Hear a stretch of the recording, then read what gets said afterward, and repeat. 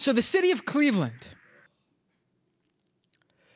is arguing that Tamir Rice, the 12-year-old black boy, they're arguing that he caused his own death when a police officer shot and killed him after mistaking Rice's pellet gun for an actual firearm. Now you remember that this occurred November 22nd of last year. He was playing in a park. People saw him waving the gun around. Someone called in, and I believe the person who called in even stated, not to alarm anyone, but maybe it should be checked on, but it's most likely a toy gun. And then the dispatcher even relayed that message. This is something we should check on. It might be something, but I'm being told it's most likely fake. Just go down there and see what's going on. The city presented the argument that Tamir Rice caused his own death when playing with a toy in a park in a court document responding to a lawsuit from the Rice family. The response states that Rice's death was caused by the failure to exercise due care to avoid injury. It also states that all of the injuries claimed by his family were directly and proximately caused by their own acts, not Timothy Lohman, the officer who fatally shot Rice. Now, if it's not enough that this police officer is caught on tape, first of all, the car, if you recall the tape, goes flying onto the grass in the park right up to Tamir Rice. If you thought that was an actual threat, that is not within, I can't believe that would be a protocol, that you would just ride right up to the danger like that. Secondly, he's caught on video exiting the car and within 2 seconds shooting Tamir Rice dead. What could this 12-year-old boy, I can't believe, first of all, he's 12 years old. He probably didn't even realize he was presenting himself in that way. Secondly, what could anyone do in 2 seconds? He can't magically turn white in 2 seconds. Cleveland PD. Yeah. You fucking scumbag. But see, I just want to bring up Lohman's history because Cleveland also in the response to the lawsuit claims that the city was not aware of Officer Lohman's troubled history at other police departments. Oh, great. So how can they say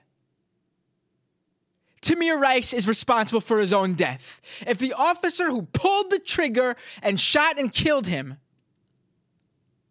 the officer they hired, had a history that if they bothered to even look into, this whole thing could have been avoided to begin with? If you recall, a November 29, 2012 letter from the Independent Police Department showed that Tim Lohman's, this is in Tim Lohman's personnel file, that during firearms qualifications training, Deputy Chief Jim Polak of the Independence Police, he said that Tim Lohman was distracted and weepy. He could not follow simple instructions or directions, could not communicate clear thoughts nor recollections, and his handgun performance was dismal. Goes on, just ripping this guy apart that he's not ready to become a cop, and nor will he ever be ready.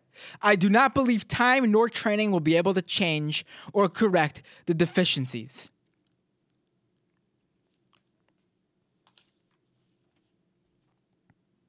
Lohman's father, in an interview, said his son left Independence to pursue a job with Cleveland police because he wanted more action. Cleveland police said on Wednesday that they never reviewed the Independence file. They should also note that they also didn't review any of the files because he also, according to Cleveland.com, failed a written entrance exam in 2013 for the Cuyahoga County Sheriff's Department, and he also failed an exam for 2 other police departments in Ohio before finally ending up working for the Cleveland Police Department, who apparently doesn't need to look into the backgrounds of the police officers they hire. Reckless, gross negligence. Exactly. If that's their justification. No, but it's the 12-year-old's fault for playing with a toy in a park and not realizing that he's a danger because, you know, he's in danger because he's 12 years old. It's the NRA's fault. He probably didn't even realize that the police rushing up onto that park were even coming for him. 2 seconds he was shot in. I mean, everybody saw that video. I mean, it's sickening. Like, you can't even just stop at this one point and acknowledge something for once. Fucking guy murders a 12-year-old. It's horrifying. It's sickening. How can you respond that way?